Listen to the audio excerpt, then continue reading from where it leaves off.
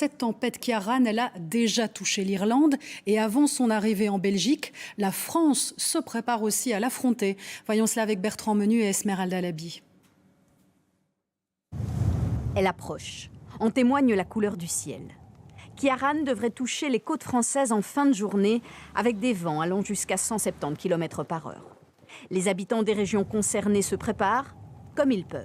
Et donc voilà, à chaque grande marée, avec le vent, on met une planche pour éviter que la puissance de la mer tape dans les portes et les casse et tout s'ouvre. Et après, on est noyé comme on a déjà eu une fois.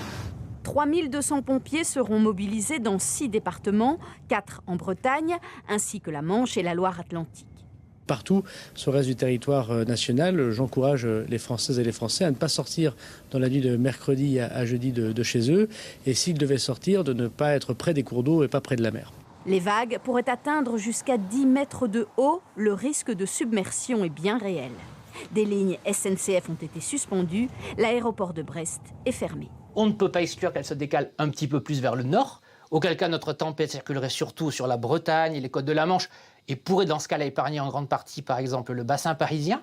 En revanche, si elle glissait un petit peu plus vers le sud, là l'impact serait nettement majeur dans l'intérieur des terres. Météo France évoque une très forte tempête automnale d'une force probablement remarquable pour certains départements du nord-ouest du pays.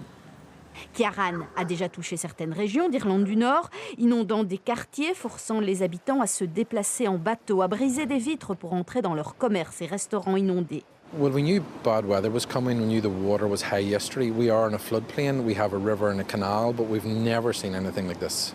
Un retour à la normale n'est pas annoncé avant vendredi.